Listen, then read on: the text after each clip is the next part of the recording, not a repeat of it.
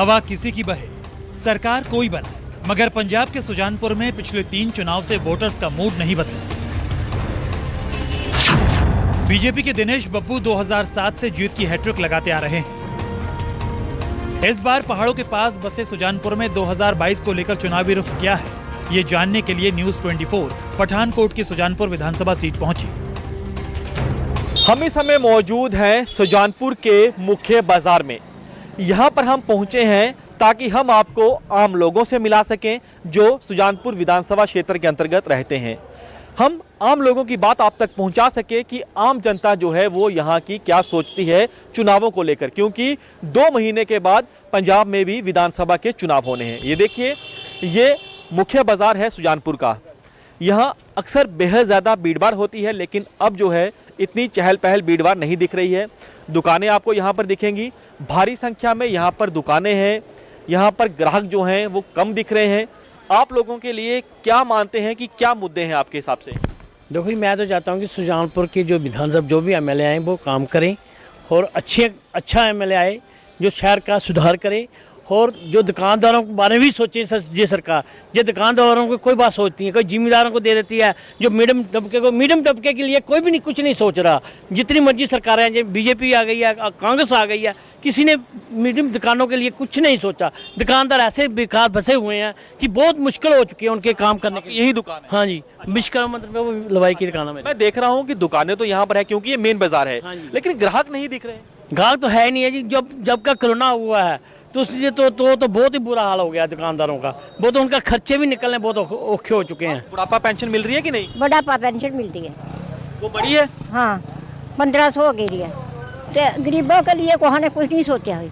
अच्छा, अभी बड़े बड़े नेता आ रहे हैं, वो बोल रहे हैं कि अगर हमारी सरकार आई हम ये कर देंगे वो कर देंगे। आप किस तरह से देखती हैं? मैं सबको अच्छी तरह देखती हूँ, जो छोटा बड़ा को सबको एक बराबर दिखना है। क्या चाहती हैं, क्या होना चाहिए? क्या होना चाहिए? मैं किराए पर रहती हूँ, लोगों का काम करती हूँ, तो मेरे को कोई बैठने को जगह मिलनी चाहिए, ये सोचती हूँ मैं। कोई आपके पास सरकार ने आपको आवास नहीं दिया रहने को? कुछ नहीं दिया मेरे को। बड़े बड़े नेता भी आए, सब कुछ आए, मेला भी बने, सब कुछ बड़े है, कोई ने मेरे का गरीबे का सोचा नहीं है। आपके हिसाब से पंजाब की जनता जो है वो किस तरह से देख रही है इन चुनावों को? क्या मुद्दे हैं आपके हिसाब से?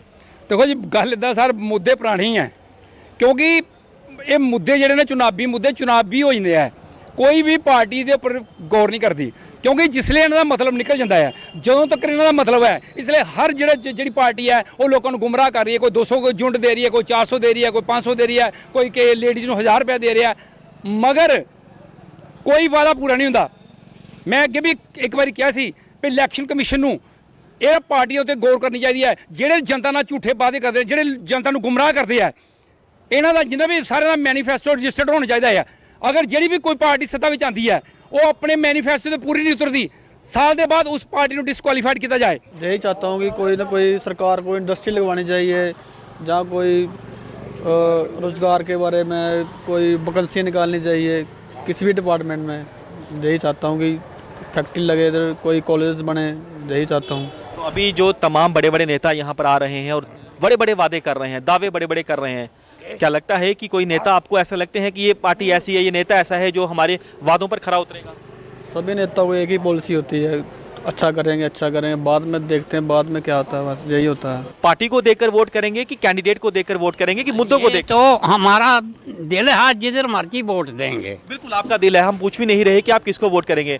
हम ये पूछ रहे हैं कि आप पार्टी को देखकर वोट करेंगे या आप उम्मीदवार को देखेंगे या मुद्दे देखेंगे? किसी को पार्टी को कोई नहीं दंड करते, आप उम्मीदवार देखेंगे? हाँ, किसी पार्टी को जिधर दिल करेगा उधर वोट पाएंगे। तो काम हुआ, ठीक काम हुआ? हाँ जी। बांध से बहता ये पानी रणजीत सागर डैम का है। हिंदुस्तान के मशहूर बांधों में शुमार रणजीत सागर डैम इसी सुजानपुर में है। फेमस मुक्तेश्वर शिवधाम मंदिर सुजानपुर की पहचान में गिना जाता है, जिसे पांडव गुफा भी कहा जाता है। मान्यता है कि इस पांडव गुफा को द्वापर युग में पांडवों ने तैयार किया था। यानी सुजानपुर न सिर्फ प्राकृतिक रूप से खूबसूरत है, बल्कि इतिहास के पन्नों में भी इसकी बेहद अहमियत है। करीब 2 लाख की आबादी वाले सुजानपुर में कामगार और महिलाओं की क्या राय है, ये भी हमने जानने की कोशिश की। यहाँ पर जो है एक चाट की दुकान भी है, हमारे साथ ही भाई साहब हैं, चाट का काम करते हैं, कुलचे भी हैं। अब इनसे भी हम बातचीत करेंगे। क्या नाम है भाई साहब आपका? विक्की जी। ठीक काम चल रहा है? ठीक है भाई, टाइम पास कर रहे हैं हले ते रोटी का मसला, रोटी ये पूरी हो रही है हले, वादा कुछ नहीं है। बाकी इलैक्शन आ रहे हैं, पार्टियां तो बड़ा कुछ कहदियां ने कि असीं ये करांगे वो करांगे, पूरा कुछ नहीं हुंदा। पूरा यही हुंदा कि बंदा ही आके गरीब बंदा ही खत्म हुंदा, इनके वादे पूरे नहीं हुंदे। बाकी वोट पाना इस बार यही देखना, सोच समझ के पाना है। आप जो हैं यहाँ पर जो आपके विधायक हैं, खुश हैं उनके कामकाज से? सही में देखा जाए तो नहीं है। अभी हम देख रहे हैं कि कई पार्टियां यहाँ पर आ रही हैं, बता रहे हैं कि हम 300 यूनिट बिजली जो है मुफ्त देंगे, हम मोहल्ला क्लिनिक खोलेंगे। कई पार्टियां कह रही हैं कि हम 2 मुख्यमंत्री बनाएंगे, कोई कह रहा है कि हम वैसा करेंगे हम वैसा करेंगे। कैसे आप देखते हैं तमाम पार्टियों के नेताओं को? सर ऐसा है नहीं है, कहीं नहीं है सर। बस यही है, बात करके चले जाएंगे, बाद में हाल वही हो जाएगा दोबारा। क्या मुद्दे हैं आपके हिसाब से इन मुद्दों का हल होना चाहिए? सर या तो सबको एक जैसा रखो, या तो फिर ऐसा काम खत्म होना चाहिए। क्या आप अपने आप को पंजाब में सुरक्षित मानती हैं? नहीं, महिला सुरक्षित नहीं है पंजाब में, क्योंकि आते जाते कभी भी कुछ भी हो सकता है उनके साथ हादसा। ठीक है ना, अब देखो ना, अभी इधर हुआ किसी के कान के टॉपर्स उतर गए, ये चेन उतार ली। महिला सुरक्षित नहीं है इधर पंजाब में बिल्कुल भी। रात के समय आप बाहर निकल सकते हैं? नहीं, बिल्कुल नहीं, लड़की भी नहीं निकल सकती और महिला भी नहीं निकल सकती इधर तो नहीं निकल सकते कहीं। चुनाव हैं, 2 महीने का समय बचा है, 2 महीने के बाद चुनाव होंगे। आप किन मुद्दों को देखेंगी, वोट करेंगी? क्योंकि आप लोग क्या सोचते हैं कि कौन से ऐसे मुद्दे थे जो आपने सोचे थे वो पूरे होने चाहिए, या वो मुद्दे पूरे हो गए? किन मुद्दों पर आप वोट करेंगे? देखो ना, जब होते हैं चुनाव तो वो घर पर आते हैं और बोलेंगे हमें वोट डालना, ये करना वो करना, और बाद में कुछ भी नहीं करते वो लोग। ठीक है ना, हमारे काम वही के वही धरे रह जाते हैं। आप वोटर फर्स्ट टाइम वोट डालेंगे कि? बिल्कुल फर्स्ट टाइम वोट डालूंगी इस बार मैं। आपसे बात करना बेहद महत्वपूर्ण हो जाता है। जो फर्स्ट टाइम वोटर है, अब वो क्या सोचता है? हम यही सोचते हैं कि जो प्रॉमिसेस किए जाते हैं वो पूरे किए जाएं, और तो कुछ नहीं, कि फेक प्रॉमिसेस ना करें जनता के साथ और प्रॉमिसेस पूरे किए जाएं। जो इन्होंने अब यूनिट बिजली फ्री करने का या कम करने का प्रॉमिस किया है वो किए जाएं बस। और जनता क्या चाहती है? यूथ के लिए रोजगार है यहाँ पे? बिल्कुल नहीं, बिल्कुल भी नहीं। मतलब कि वही है कि कोटा सिस्टम, और बाकी जनरल वालों को तो कुछ भी नहीं मिलता, वो तो अपना बिजनेस चलाएं या प्राइवेट नौकरियां करें बस। पढ़े लिखा युवा बेरोजगार है? बिल्कुल, मैंने खुद ग्रेजुएशन की हुई है और मैं प्राइवेट कंपनीज़ में ही जॉब की है मैंने, और बाकी गवर्नमेंट तो जॉब कुछ भी नहीं मिलती, चाहे टेस्ट भी क्लियर हो जाए फिर भी नहीं।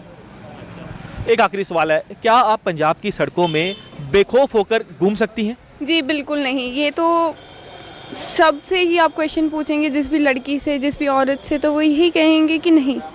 पहले भी आपने नेताओं को देखा होगा, जो वादे यहाँ पर अब कई नेता कर रहे हैं, कई पार्टियां कर रही हैं, उन वादों को आप किस तरह से देखते हैं, उन दावों को आप किस तरह से देखते हैं? भैया वो सब झूठे हैं। मतलब जब वोट चाहिए होते हैं तब सब वादे करते हैं, बाद में कोई पूछता नहीं है किसी को। हम किस मुश्किल से निकल रहे हैं कोई नहीं जानता उस चीज़ को, और कोई सपोर्ट नहीं करता किसी को। आपके जहाँ पे आप रहते हैं, या आप सुजानपुर की बात करें, विकास हुआ है यहाँ पे? मेरे को तो नहीं लगता। यूं तो सुजानपुर में मौजूद विधायक ने सरकारी कॉलेज खुलवा दी, मगर सुजानपुर का बड़ा तबका मूलभूत सुविधाओं से वंचित माना जाता है। ये बात बताने में शहरी वोटर संकोच करते हैं, मगर गांव के लोग बोलने से नहीं चूकते। इसलिए न्यूज़ 24 की टीम ने सुजानपुर के बसरूप गांव का रुख किया। कितनी उम्र है? उम्र 85 साल। 85 साल। क्या कुछ बदला इन सालों में? आपने क्या कुछ अपने गांव में बदलते हुए देखा? मैंने तो कुछ नहीं बदलते देखा, बदमाशी बदलते देखी है। इधर बदमाशी है, गरीब को खा जाते हैं, अमीर चढ़ते जाते हैं।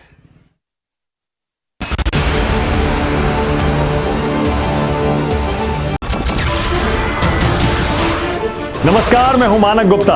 अगर आपको हमारा ये वीडियो पसंद आया हो तो इसे लाइक और शेयर जरूर करें, और हाँ, हमें सब्सक्राइब और फॉलो करना ना भूलें, ताकि आप देश और दुनिया की कोई खबर मिस ना करें।